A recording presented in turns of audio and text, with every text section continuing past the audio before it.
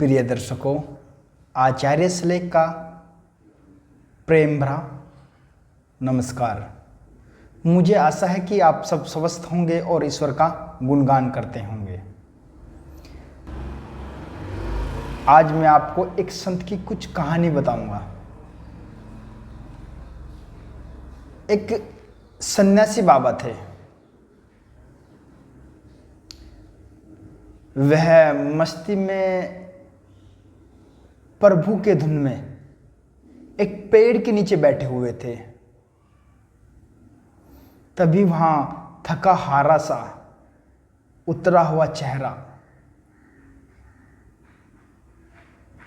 और मैले से पहने हुए कपड़े एक मनुष्य लड़खड़ाती चाल से बाबा जी के पास आया और बैठ गया। उसे सांस भी चढ़ रहा, अर्थात वह हाँफ भी रहा था। तो वह बाबा जी को बोला, बाबा जी, कर्जा बहुत हो गया है, इस कर्जे से कैसे मुक्ति होगी?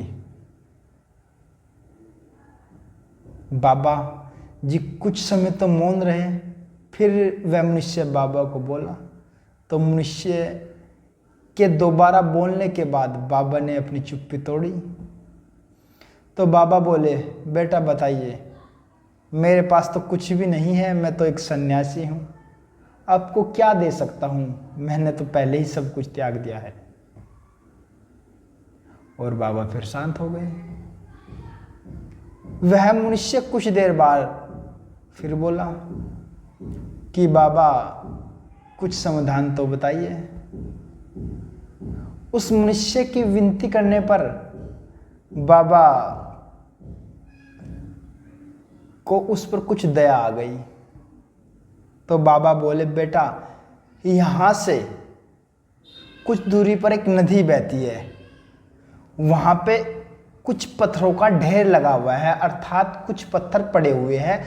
आप वहां पर जाइए और वहां पर मैं जो अपने पास रखता था, जिसको बोलते हैं पारस पत्थर, वह वहां पर फेंक कर आया हूं, आप उसे वहां से उठाकर ले आइए। वह मनुष्य बड़ा खुश हुआ और दौड़ा दौड़ा नदी की ओर चल दिया। मैं आपको बता दूं कि पारस पत्थर क्या होता है।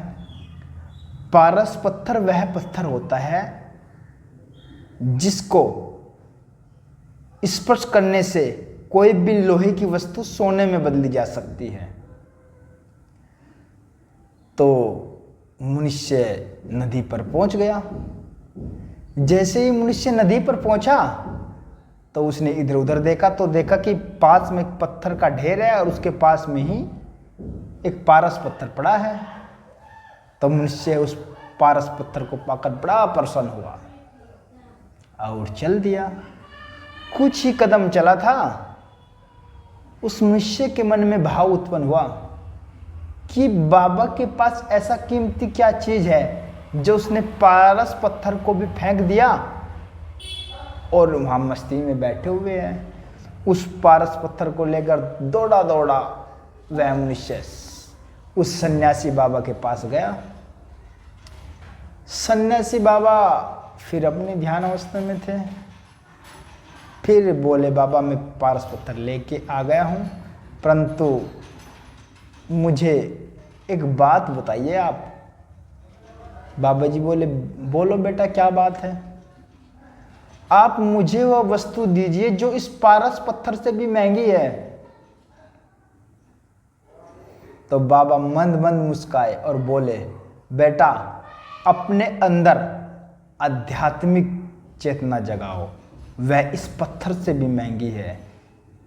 इसे जगाना हर किसी मनुष्य के बस की बात नहीं है, इसलिए आप जगाओ, ये पारस पत्थर से भी महंगी है।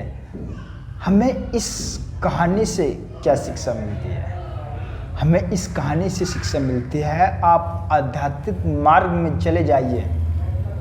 मैं ये नहीं कहता कि आप संसार भी छोड़िए, जैसा हो वैसे भी करना चाहिए। आप गृहस्थ में हो तो गृहस्थ की तरह जीवन जिए, और आप सन्यास में हो तो सन्यास की तरह जीवन जिए।